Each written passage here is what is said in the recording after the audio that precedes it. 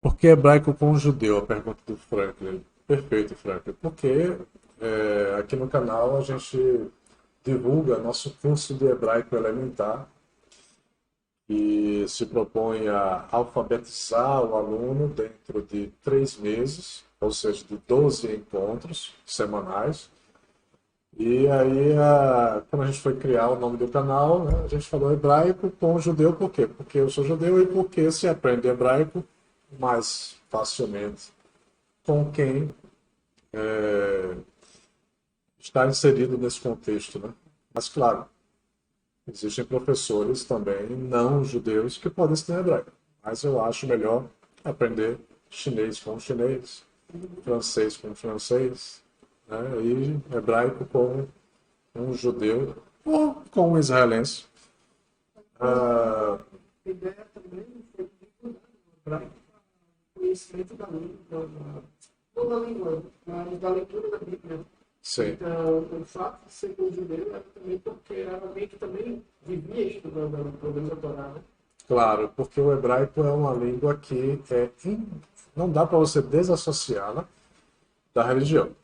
Né? Hebraico foi a língua que foi escrito Tanar, que é chamado pelos cristãos de Velho Testamento. Então, basicamente, 80% da Bíblia cristã é o Velho Testamento. Né? E é a Bíblia inteira do povo judeu. Então, basicamente, se estuda hebraico para ter acesso aos originais da Bíblia, para que você não precise de traduções. E aquele que se limita a ler qualquer livro e através de uma tradução, você se rende ao a forma de pensar do tradutor. Especialmente num livro tão polêmico e tão enviesado ideologicamente como a Bíblia, porque se eu pego uma tradução anglicana, cristã católica ortodoxa grega, posso pegar uma Bíblia Evangélico. evangélica, às vezes até tem versões com português mais sofisticado, mais correto, e outro português mais chulo, para melhor compreensão das pessoas que não têm um bom cabedal de conhecimento da própria língua. E nisso, todo o contexto, todo o senso correto se perde. Então, quem aprende hebraico, ele deixa de lado esses problemas, né? Então é isso que a gente se propõe aqui no canal, fazer esses conteúdos judaicos com foco na língua hebraica e os recursos, o curso é bem acessível, bem barato. Os recursos são destinados a tzedakah, ou seja, a caridade, para que a gente possa fazer um pouco de diferença para quem precisa. A gente não precisa disso, né, David? A gente não, nós não somos professores por profissão, né? A gente não é formado nessa área, a gente tem nossa profissão aqui, nós somos assessores de investimento, estamos aqui no meu escritório, após um dia de labuta, e aqui é um hobby, uma forma de brincar um pouquinho, se divertir e fazer o bem ao próximo. Antes de continuar, só responda essas últimas duas perguntas dele, que às vezes acabam sendo a mesma coisa, e a gente passa. Tá. O povo antigo era judeu ou hebreu? E quando foi que apareceu? Apareceu o quê? Tá um coraçãozinho na frente. Então, quando foi que apareceu o povo judeu e o povo hebreu? Tá, perfeito, Franklin. Tem diversas fases, né, Franklin? Então, o povo hebreu, quando a gente está falando, por exemplo, do Abraão, nosso patriarca, a gente está falando, você vai ver no texto da Torá que ele é chamado de Abraão o hebreu. O povo hebreu data dessa época. Por quê? Porque ele tem um ascendente em comum, que é Heber. Daí é o radical de hebreu. Mas chega um momento da história desse povo hebreu que ele acessa o Egito por causa da fome, né? Abraão vai com Sara ao Egito, depois sobe ao Egito novamente o seu neto Jacó e lá permanece. não sai do Egito. Jacó permanece lá. E ele sobe com 70 pessoas. Permanecendo lá, a gente sabe que Jacó teve muitos filhos, e uma dessas tribos, um desses seus filhos, chama-se Judá. A tribo de Judá, que é o príncipe de Israel, o príncipe de Israel, foi a tribo que mais se tornou numerosa. A tribo de Judá, a tribo que mais reproduziu. Então, você vê na contagem, ela sempre foi a mais numerosa.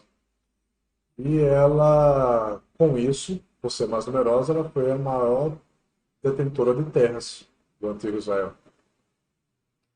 Então, já colocados na terra de Israel, e, e aí a gente está falando, eu falei de Judá, né? Mas veja, aí depois de Jacó, passou-se um tempo, houve a escravização do povo hebreu no Egito, Moisés foi lá, ainda era povo hebreu, tirou esse povo hebreu do Egito, levou ao Monte Sinai, foi em busca da terra prometida, encontrou, guerreou por ela, acessou a terra prometida, que é a terra de Israel. Chegou lá, essa tribo de Judá já era uma tribo mais numerosa, porque quando Jacó entrou no Egito eram 70 pessoas, mas quando saíram, 400 anos depois, eram 6 milhões de pessoas. Então, 6 milhões de pessoas acessaram a terra de Israel. Essa tribo de Judá já era a mais numerosa, ficou com a maior parte das terras, e houve, posteriormente, a divisão entre o reino de Israel e o reino de Judá. Mas já antes disso, aquele que estava dentro da tribo de Judá já era chamado de judeu, por causa que você fazia parte da tribo de Judá. Quando houve a divisão entre o reino de Israel e o reino de Judá, e o reino de Israel foi invadido, né, e desapareceu, as tribos que ficaram junto ao reino de Judá, que foi a tribo de Levi e a tribo de Benjamim, ou seja, as três tribos que conseguiram permanecer até hoje de uma forma identitária, que não se tem dúvida, foi a tribo de Judá, a tribo de Benjamim e a tribo de Levi. Então, a tribo de Levi e de Benjamim moravam dentro do reino de Judá, foram absorvidos pelo reino de Judá. Portanto, um hebreu, a partir desse momento, passou a ser chamado de judeu, porque estavam nesse contexto da tribo de Judá, do reino de Judá. As outras tribos se perderam, por isso que são chamadas as tribos perdidas de Israel. E ao longo desse tempo faz-se estudos para saber para onde eles foram e onde eles estão. Então, vez por outra, ao longo da história judaica, se detecta que na Ásia, uma determinada tribo foi para lá, tribo de Menashe, enfim. Há pouco tempo se achou uma parcela da tribo, não lembro exatamente, acho que foi a tribo de Menashe dessa vez, na África, na Etiópia, que foram os Falachas. Então agora, há 60 anos atrás, eu acho, o governo do moderno Estado de Israel reconheceu esses judeus etíopes como descendentes dessa tribo perdida de Menashe e foram repatriados.